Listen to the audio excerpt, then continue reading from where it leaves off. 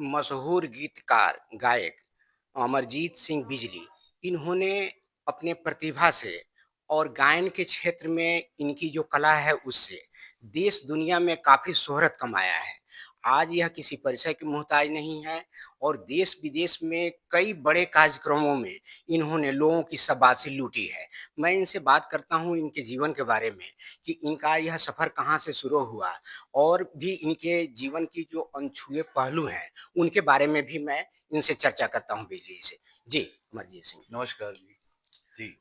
आप सबसे पहले तो मैं चाह रहा हूँ कि अपने बारे में बताइए कि इसके बारे में जो आपने इस क्षेत्र को का चयन किया, तो इसका आपको कहाँ से प्रेरणा मिली कि मैं इसी क्षेत्र में आऊँ?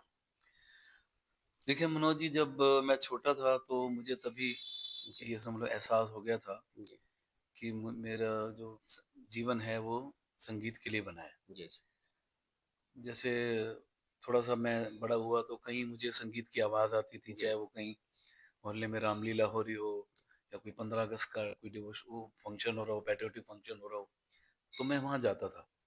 मेरे कदम खुद ब खुद वहाँ दौड़ जाते थे। तो फिर मेरा समझ लीजिए जीवन शुरू हुआ।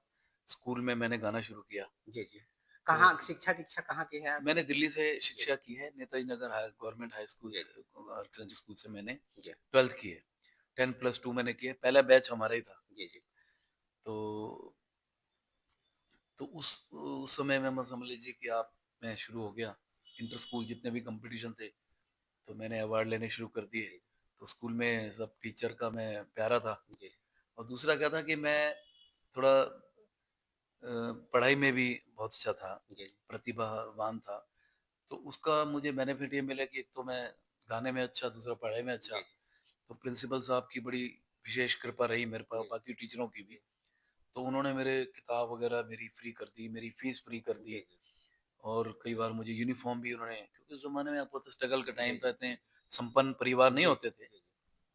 अच्छा अमर जी। सिंह मैं आपसे ये पूछना चाह रहा हूँ कि आपने कहाँ से ये सीखा कहीं से कि इसकी ट्रेनिंग ली या स्वतः ही आपके अंदर ये तो इस तरह का चीज आया? देखिए, पहली बात तो बिल्कुल ये गॉड गिफ्ट था मुझे, जी, जी, प्योरली। जी, कि जब मैंने बचपन में गाना शुरू किया, बहुत कुदरती, क्योंकि ये हमारे बड़े जितने भी बड़े संगीतकार या कलाकार हुए हैं, वो कहते हैं गाना सिर्फ गॉड गिफ्ट है। आप उसको मान सकते हो, उसको पॉलिश कर सकते हो, बढ़िया कर सकते हो, लेकिन गाना जो है प्योरली वो ईश्वर की कृपा से आता है। जी, जी, तो शुरू शुरू में मुझे गॉड गिफ्ट था, तो मैंने गाना शुरू किया। तो फिर अनुभव से फिर लोगों से के साथ बैठे और अच्छे लोगों के साथ बैठे तो उनसे थोड़ा बहुत सीखने का अच्छा ये बाकायदा नहीं। हाँ जी। अमरजीत सिंह बिजली, हाँ जी। बिजली जो विषय है जी जी। ये मतलब शुरू से परिवार में है या आपके साथ जुड़ा है कैसे आया ये? जी जी, ये मेरे साथ जुड़ा है एक्चुअली। जी, परिवार में तो हम लोग सुखीजा है, जी, क्षत्रिय अरोड़े हैं जी, हम लोग। और मेरे फादर पाकिस्तान से माइग्रेट होके जी, इंडिया आए थे, जी, जैसे बाकी लोग रिफ्यूजी आए थे। जी, तो हमारी जो एक्चुअल वो है गोत्र है वो अलग है।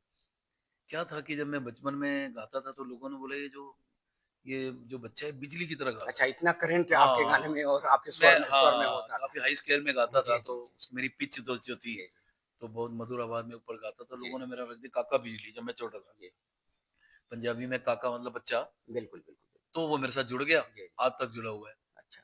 अच्छा पहला एल्बम आपका कब आया जहाँ से आपकी पहचान बनी देश दुनिया में? जी। मनोज जी, देखिए ऐसा हुआ कि जब जैसे स्कूलों से फिर मैं कॉलेज आ गया, तो कॉलेज में भी मेरे इंटर इंटर जो इंटर यूनिवर्सिटी इंटर कॉलेज वो मैंने काफ़ी लिए। जी, जितने भी यूनिवर्सिटी के मैंने बड़े प्राइज़ लिए। जी, तब मेरा गाना शुरू हो गया। अभी मैंने लोकगीत भी गाने, पंजाबी गीत भी गाने, रफ़ी साहब के भी, गज़ल भी मैं गाता था। जी, जी, तो उस समय में समझ लीजिए मेरे स्टेज प्रोग्राम भी शुरू हो गए। जी, तो उस ज़माने में फिर मैंने जैसे शोभना अवार्ड, स्टेज प्रोमोटर अवार्ड, ये अवार्ड मुझे, इंडो सोवियत जी, अवार्ड, संगम कला अवार्ड, जो उस समय बड़ी-बड़ी संस्थाएँ थी जो कॉम्पिटिशन कराती थी, जी, उसमें मेरे को काफ़ी अच्छे अवार्ड जी, मिले। जी, उसके बाद एक रफ़ी साहब का एक बहुत बड़ा अवार्ड फंक्शन हुआ, जिसको बोलते हैं यादगार रफ़ी अवार्ड। जी, जी, यादगार रफ़ी सोसाइटी थी, अमरजीत सिंह खोली साहब थे, जी, सखा के जी, चेयरमैन थे, बिल्कुल, बिल्कुल। अभी दुनिया में नहीं हैं। जी, उनका बड़ा आशीर्वाद रहा है मुझ पर। वो एक ऐसे प्रमोटर थे जिन्होंने आर्टिस्टों को दिल्ली में प्रमोट किया, जी, जी, क्योंकि उस समय में तो ये रियलिटी शोज़ तो होते नहीं थे, जी, स्टेज कहाँ मिलती जी, थी जी, लोगों को, कोई चैनल भी नहीं थे। जी, तो वहाँ पर जो रफ़ी अवार्ड हुआ, उसमें सोनू निगम साहब जो इतने नामी जी, जी। अ, आज के ज़माने के अब प्लेबैक हाँ, सिंगर हैं, जी, हमारे छोटे भाई हैं, दोस्त हैं। तो उनका और मेरा टाई हो गया रफ़ी अवार्ड। जी, जी, जी। मैंने गीत गाया, कह दो कोई ना करे यहाँ प्यार रफ़ी साहब का। जी, उन्होंने गाया था चल उड़ जा रे पंछी, मुझे आज भी याद है। जी, तो वो जो था, वो कॉम्पिटिशन था सिरी फोर्ट ऑडिटोरियम में, बहुत हाई लेवल का था। पूरी इंडिया से जो रफ़ी साहब को गाते थे, वो बच्चे आए हुए थे। तो वो कॉम्पिटिशन में हमारा टाई हो गया। प्रथम पुरस्कार पुरस्कार उनको मिला, जी, मुझे जी। मिला। तो वहाँ पर बहुत बड़े दिग्गज आए हुए थे, संगीतकार भी थे, फिल्म इंडस्ट्री भी थे, यहाँ लोकल इंडस्ट्रीज भी थे, गुलशन कुमार जी भी थे टी सीरीज वाले। जी, तो उन्होंने कुली साहब से कह के मुझे बुलवाया टी सीरीज जी, स्टूडियो में। जी, तो मैं स्टूडियो गया तो उन्होंने मुझे बोला कि बिजली जी, हम आपकी ना रिकॉर्डिंग करना चाहते हैं। जी, रफ़ी साहब के कुछ पंजाबी गीत आपसे रिकॉर्ड जी, करेंगे, क्योंकि पंजाबी रफ़ी साहब के पंजाबी बंदा गाए तो जी, उसकी जो प्रोनाउंसिएशन है, जो एक्सेंट है, वो आएगा, क्योंकि बाकी लोगों का थोड़ा नहीं आता। मैंने कहा ठीक है, मंगाऊंगा। तो उस ज़माने में जो रफ़ी साहब ने पुरानी फिल्मों में गीत गाए, तो दो दो लच्छियाँ, गुल बलोच, तो उन्होंने मेरे 2 गाने रिकॉर्ड किए। जी, तो किसी मैं वहीं आ रहा हूँ कि किसी कारणवश से वो रिलीज़ नहीं हुआ। जी, तब उन्होंने मुझे एक ऑफ़र दी जी, कि क्या आप भजन गा सकते हैं, माता की भेंटें गा सकते हैं? जी। तो ये समझ लो मेरे जीवन का एक टर्निंग पॉइंट हाँ, था, या मेरे जी, जी, मेरी मुराद थी, या कुछ ईश्वर की मेरे पे कृपा होने वाली थी। उससे पहले मैं भजन में इंटरेस्टेड था। हमारे परिवार में पूरा जो माहौल था, वो डिवोशनल था। तो मैंने एकदम हाँ कर दी। तो उन्होंने फिर मेरी कैसेट निकाली 1989 में, जगराते वाली रात टी सीरीज से। वो मेरा पहला एल्बम था। वो लोगों को बहुत पसंद आया, और मेरी जो जर्नी थी जी। डिवोशनल वाली, एकदम फुल फ्लैश शुरू हो गई। अच्छा सिंह साहब आप एक चीज़ बताइए कब से ये मतलब कितना समय बीत गया आपको ये गायन के क्षेत्र में? कितने समय से गा रहे हैं? मतलब आप समझिए कि तकरीबन 3 दशक से ज़्यादा हो गए, समझ लो 35 साल से ऊपर 35 हो साल। गया। अच्छा अब नया ट्रेंड जो गाने का चल रहा है, नए-नए गायक आ रहे हैं, सिंगर आ रहे हैं। कहीं न कहीं उसमें अश्लीलता भी है, उस तरह का विषय नहीं है, तो इसको किस रूप में लेते हैं? हाँ जी, मैं बहुत अच्छी प्रश्न पूछा आपने क्वेश्चन। जी, देखिए, समय के साथ-साथ हर चीज़ बदलती जी, है, चाहे वो फैशन हो, चाहे संगीत हो। जी, तो ठीक है, अब थोड़ा माहौल बदल गया है। मैं ये नहीं कहता कि वो बुरा है या क्या है, लेकिन ये है कि थोड़ी उसमें एक लिमिट होनी ज़रूरी है। जो चाहे वो शब्द हों, चाहे वो संगीत हो। आप देखो ना, पुराने गीत, आप पुराने कोई से कोई देख लीजिए, लोगों को चाहे गाने में रुचि हो ना हो, उनको गाने याद जी, हैं। जी, स्थाई के साथ अंतरा भी याद है। जी, कई लोगों को म्यूज़िक भी याद है कि अब उसके बाद सैक्सोफ़ोन जी, बजेगा जी, या मैंडोलिन का पीस है, वो याद है। जी, आजकल का आप 2 लाइनें गाने सुनोगे, अंतरा याद ही नहीं किसी याद को। ही नहीं है। अच्छा, बोल अजीब किस्म के जी। बोल है, मैं मुँह से नहीं बोलना चाहता। तो ये थोड़ा अच्छा स्तर स्तर तो थोड़ा। अब जो है अब डिवोशनल सॉन्ग्स गाने लगे हैं तो ये पंजाबी या रफ़ी साहब का या लोकगीत और जो आप गाने गाते थे वो अब नहीं गाते हैं या कभी गा भी लेते हैं? नहीं, एक्चुअली क्या था कि जब 89 के बाद मेरा सफ़र शुरू हो गया, जी, तो उस समय क्या हुआ कि भक्ति का बहुत भक्ति तो ख़ैर हमेशा रहेगी हिंदुस्तान जी, में, भक्ति कम नहीं हो सकती, और भक्ति संगीत भी कभी कम नहीं हो सकता।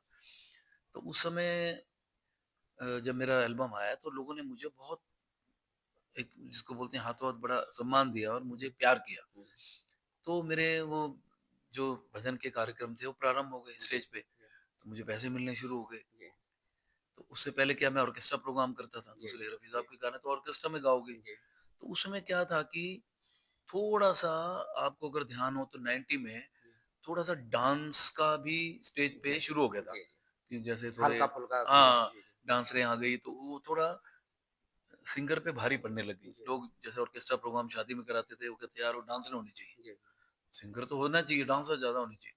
उसमें क्या होता था कि मुझे ये दिखना शुरू हो गया, मैंने कहा यार ये ऑर्केस्ट्रा का जो है ना माहौल थोड़ा ठीक नहीं है। जी, पहले बहुत सुनने वाले थे, रफ़ी साहब के गाने सुन रहे हैं, मुकेश जी के सुन रहे हैं, पंजाबी सुन रहे हैं।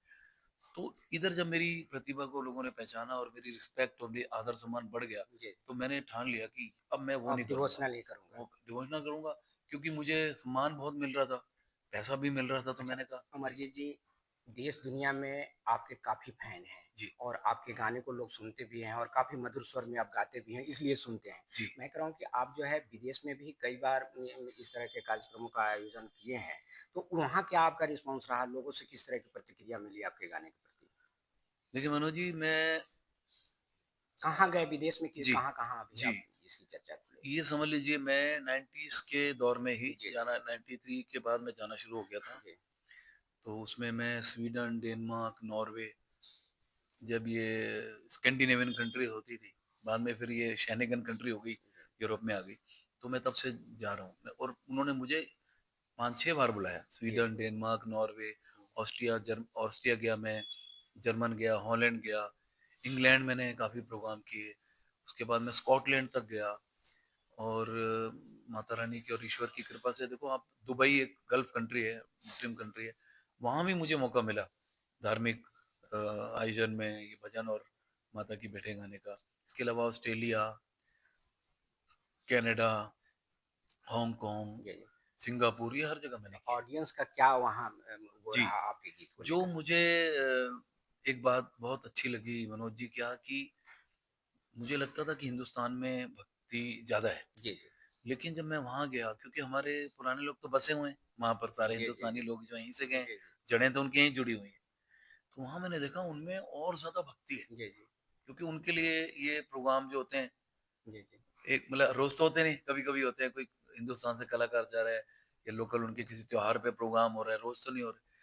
तो उनमें मैंने भक्ति बहुत देखी, आस्था बड़ी देखी। जी, और मैं जो उनमें मैंने वो एक फायर, जो पैशन होता है ना जी। अपने रिलीजियस के प्रति और अपने फेस्टिवल के प्रति, तो मुझे उनका रिस्पॉन्स बहुत बढ़िया लगा और मुझे कहाँ मैं 2 घंटे 3 घंटे, उन्हें 5-5 घंटे गाना पड़ा मुझे। जी, जी।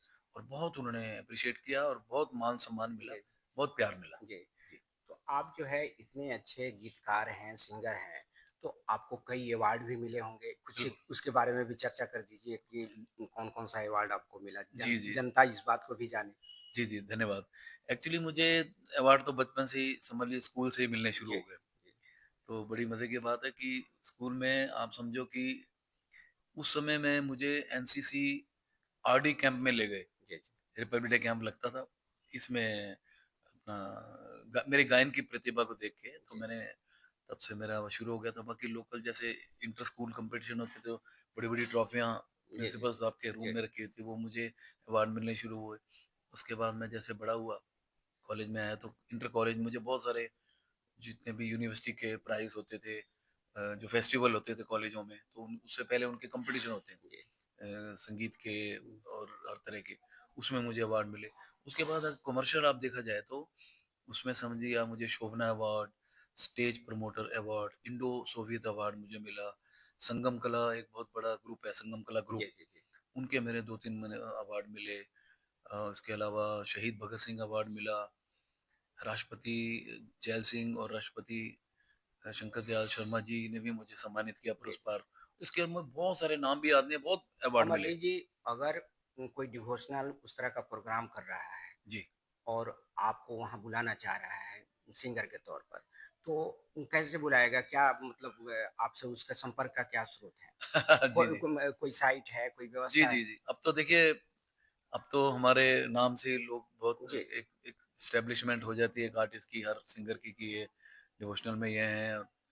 तो उसमें कई तरीके थे, कुछ तो इवेंट्स वालों के थ्रू हमें बुक कर लेते हैं। जी, और दूसरा क्या होता है कि जैसे हमारे प्रोग्राम हो, वहीं हमारी बुकिंग हो जाती है। जी, आपके यहाँ प्रोग्राम किया तो आपके 4 लोग जी, वहाँ बैठे हैं या आपके रिश्तेदार बैठे हैं, उन्होंने बुक कर लिया। फिर हमारे यूट्यूब पर और हमारे इंस्टा पर और सोशल मीडिया पे हमारे टेलीफ़ोन नंबर हैं हमारे मैनेजर के, तो उनको लोग संपर्क कर लेते हैं, तो जी, वो हम तक पहुँच जाता है, जी, हम बुकिंग कर लेते हैं। जी, जी, कुछ माउथ टू माउथ बड़ी पब्लिसिटी होती है, अच्छा यार वहाँ उनको बुलाया था बिजली जी को, बहुत अच्छा लगा, हम भी बुलाएँगे। जी, जी। तो उन्होंने शर्मा जी से नंबर ले लिया, शर्मा जी ने अरोड़ा से नंबर ले लिया, तो ये इस तरह सिलसिला चलता है। आगे क्या योजना है? कोई एल्बम बना रहे हैं? आगे की भी कुछ योजना होगी? क्या करने जा रहे हैं? कुछ आगे के बारे में बताइए, जी। भविष्य में क्या सोचा देखिए है? मनोज जी, हमारा जो समय था, उस समय की बात कर रहा हूँ, तो हमारे एल्बम होते थे 8, उसमें 8 भजन, 8 भेंटें होती थी। जी, जी, है पूरी, समझ लो आप 2 ट्रैक से और मल्टी ट्रैक तक मैंने गाया है। तो पहले कैसेट होती थी, उसके बाद फिर आप सीडी आई, फिर वीसीडी आई, जी, फिर अब जो है वो 8 जो एल्बम था, अभी बड़े-बड़े सिंगर का एल्बम आता था। जी, जी, लोग इंतज़ार करते थे, कि चंचल जी का, बिजली जी का या दूसरे भी जो जी, जी, भजन नहीं गाते, उनका भी जी प्राइवेट एल्बम आ रहा है। जी, उसमें चाहे वो गीत गाता था तो उसमें 8 गीत होते थे, भजन हम गाते तो 8 भजन होते थे। जी, तो अब जैसे जब से ये चैनल सोशल मीडिया और यूट्यूब जब से आया है, तो वो एल्बम वाला तो हो गया ख़त्म। उसके बाद शुरू हुआ सिंगल सॉन्ग, जी, चाहे वो हो, चाहे भजन हो। तो आजकल क्या हो गया, सिंगल सॉन्ग है, तो उसमें आपका मन करता है कि आप साल में 6 रिलीज़ कर दो, हर महीने 1 भजन कर दो, या 3 महीने में भजन करो, या आप हफ्ते में भी करो। तो अब ये थोड़ा संगीत का ये सिस्टम चेंज हो गया। आज हर कंपनी, अब वो वाली कंपनी भी जी, अब जी। वो नहीं रही कि भई आप बुला के पहले ट्रैक बन रहे हैं, जी, ऐसा जी, हो जी। रहा है, वैसा हो रहा है, वो सिस्टम थोड़ा। आज के बदलते परिवेश में जिस जी, तरह का माहौल बन रहा है और जिस तरह की पश्चिमी सभ्यता हमारे ऊपर हावी हो रही है, तो नए जो युवा पीढ़ी है, उनके लिए क्या संदेश है आपका? किस तरह का गाना सुनना चाहिए? किस तरह का वो करना चाहिए? मतलब आप पब्लिक के लिए पूछ रहे हो या यूथ के या लिए। सिंगर के लिए पूछ रहे नहीं, हो? यूथ के लिए। यूथ जो है, जी, जी, वो जिस तरह से पश्चिमी सत्ता उन पर हावी होती जा रही है जी। किसी न किसी रूप में, तो भारतीय संस्कृति बची रहे, जी, जी। इसके लिए उनके लिए आपका क्या संदेश है? देखिए, वैसे तो युवा पीढ़ी हमारे बच्चे हैं, जी, सब समझदार हैं, उनको सब समझ में आती है। बट मेरा उनको एक एक यही रिक्वेस्ट कहूँगा मैं तो, जी, वो तो नहीं कह सकता, क्योंकि सब अपनी मर्ज़ी के मालिक हैं। देखो, जी। आजकल तो मैं माफ़ी नहीं, चाहता हूँ। फिर भी हाँ, सलाह तो पेरेंट्स दें दे पेरेंट्स पे भी शिक्षा देते हुए बीच बार डरते हैं। आपके काफ़ी हाँ, फैन हैं, तो कम से जी, कम जी, आपकी बहुत, सलाह तो बहुत मेरे सुनेंगे। युवा युवा पीढ़ी, जी, बहुत बच्चे जी, बहुत आते हैं। जी, मैं उनको यही चाहता हूँ कि एक स्वस्थ संगीत और स्वस्थ वो होना चाहिए, जिससे आपको आपके अंदर एक अच्छी भावना जागे, आपके मस्तिष्क को आराम मिले, काम कूल वाला मामला हो। अब वो ढुक, ढुक, ढुक आप डिस्टर्ब हों, और वो ठीक है, उस समय के लिए तो आप थोड़ा उत्तेजित हो जाते हैं। तो बहुत उत्तेजना संगीत में नहीं होनी चाहिए। थोड़ा ठहराव होना चाहिए, बोल बहुत अच्छे होने चाहिए, जी, जी, ताकि ऐसा लगे कि आप गाना सुन रहे हो तो लगे मेडिटेशन हो गया। जी, जी, तो मेरा उनके लिए यही संदेश है कि आप जब ये ऐसे संगीत सुनना शुरू करोगे, तो आपको अपने शरीर पे, अपने स्वास्थ्य पे, अपने मस्तिष्क पे बड़ा फ़र्क जी, दिखेगा। जी, जी, जी, जी, जी, यही मेरा संदेश जी, बहुत बढ़िया, बहुत-बहुत धन्यवाद आपका अमरजीत है। जी, सिंह। जी। थैंक यू, नमस्कार।